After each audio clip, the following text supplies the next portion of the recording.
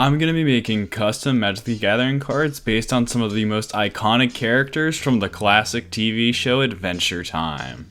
Finn the Human is a 2/2 legendary human warrior for red and a white with haste, and Finn the Human gets +X/+X, or X the total mana value of equipment attached to him. Finn is of course the main character of Adventure Time, and throughout the series we get to watch him grow up. One of the ways in which the show helps to represent him growing up is how he changes his sword for different phases of his life, with him going from the Scarlet Sword to the Root Sword, then to the Demon Blood Sword, then to the Grass Sword, and finally the Finn Sword. To show this growth in Magic the Gathering, I made it so Finn gets an increase to his power and toughness based on the equipment you have attached to him, implying that higher mana value equipment represent his swords that he uses later in his journey as he's matured, and lower mana value swords show him at the beginning of Adventure Time instead.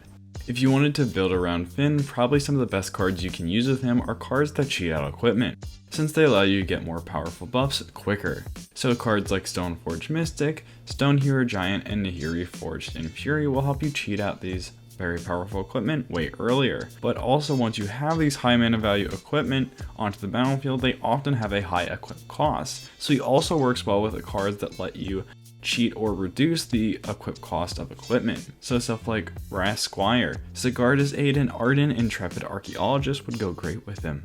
Then we have Jake the Dog, a 3/3 legendary dog warrior for 1 green and blue with pay X and choose 1. Jake the Dog gets +X/+O until end of turn, or Jake the Dog gets +O/+X until end of turn. Jake is a super unique character thanks to his shapeshifting abilities, allowing him to transform into almost anything useful for any situation. I thought the best way to represent his shapeshifting abilities in Magic the Gathering would be to allow you to manipulate his power and toughness at will. Letting you activate him whenever you need to gives him a ton of utility. You can use him to take advantage of a ton of different effects that check for creatures' power and toughness. So for example, some cards that check for power are stuff like Garruk's Uprising, Colossal Majesty, and Furious Rise. All of these check to see if you have a creature with 4 power or greater. So if you wanted to take advantage of some of these cards, you could activate Jake in response to the trigger, and then you can get the card advantage out of them without necessarily having to control a creature with natively 4 power, essentially paying 1 mana to draw a card with these effects. He also works great with cards that check for the amount of power that creatures have overall. So for example, something like Selvala Heart of the Wilds can tap for a ton of mana. You can make effects like Gulta Primal Hunger a lot cheaper, or you can draw a bunch of cards off of something like Return of the Wild Speaker. He's also an incredibly strong blocker, making it super hard for your opponents to swing into him if you have untapped mana. So he worked great with mass untappers like Prophet of Krufix, Seedborn Muse, or Wilderness Reclamation. Then we have Princess Bubblegum, a 3/5 legendary elemental noble for 2 white and a blue with pay 1 white and tap her to create a 1/2 colorless candy artifact food creature token. And at the beginning of your upkeep, if you control a 5 or more food, you may look at target opponent's hand. Princess Bubblegum is the ruler of the Candy Kingdom, and as we learn later in the series, she has the ability to create and build candy people all by herself. We also learn that she takes surveillance of her people to the nth degree, implementing a lot of Orwellian style practices in her reign. For the Magic the Gathering version of her, I represented her ability to create the candy people by allowing you to tap her to create food tokens. Then to represent her being the ruler of the kingdom and her invasive style of governing, I made it so once you control enough food tokens, you're actually able to look at target opponent's hands once the upkeep happens. If you wanted to play her, there are a number of different ways to take advantage of her abilities. You could lean a bit more into the token strategy by running effects that let you double the amount of tokens that you create off of activating her, so stuff like Anointed Procession, Mondrak, Glorious Dominus, and Doubling Season would go great with her. Or you could take more advantage of the tokens that she makes entering the battlefield by using cards that care about low power creatures entering the battlefield. So stuff like Mentor of the Meek, Welcoming Vampire, and Tokeshi's Welcome would go great with her. You could also lean a bit more into her second ability, where once per upkeep, if you control the ample number of food, you can look at your opponent's hand. And this can be absolutely backbreaking, since you'll be prepared for whatever your opponents have to throw against you. One fun interaction is when you combine her with effects that let you steal stuff directly out of your opponent's hands, since often the downside of these effects is that you don't exactly know what you're going to get. It's especially important in a format like Commander, where it can be really hard to determine the correct opponent to choose, so being able to look at another opponent's hand lets you make a more informed decision on who to target with these effects. So you could combine her with cards like Send Triplets, Zara Renegade Reader, or the backside of Rona Herald of Invasion, Rona Talarian Obliterator.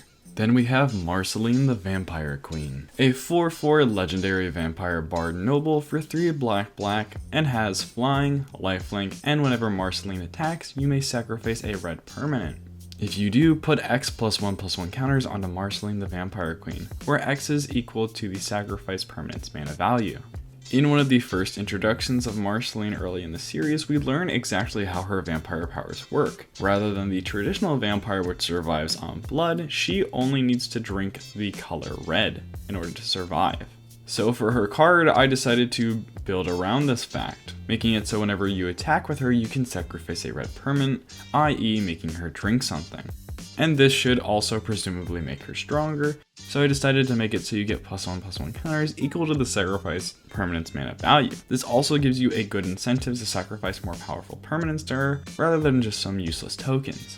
If you wanted to use Marceline, she slots in super well in any classic black-red vampire deck, but if you wanted to build around her specifically, you want to combine her with a bunch of big red permanents. You can run her with effects like Sneak Attack Through the Breach or Perforos to temporarily sneak in big red creatures to sacrifice to her.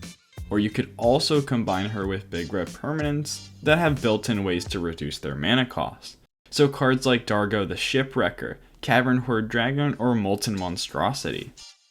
Simon the Ice King is a 5/5 legendary human elemental for 3 blue with flying, and at the beginning of your upkeep, shuffle the cards into your hand into your library, then draw that many cards. Whenever Simon the Ice King attacks, tap up to 2 target online permanents.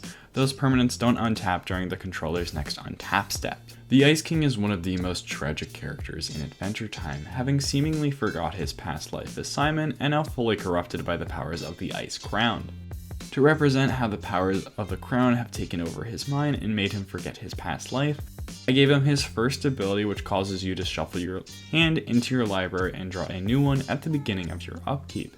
Since cards are often used to represent knowledge in Magic the Gathering, causing you to shuffle away your hand I thought was an interesting way to represent forgetting knowledge. Then to reference his actual ice powers, I made it so you can tap permanents whenever he attacks and cause those permanents to not untap during the next upkeep, which is commonly used to represent freezing and ice in Magic the Gathering.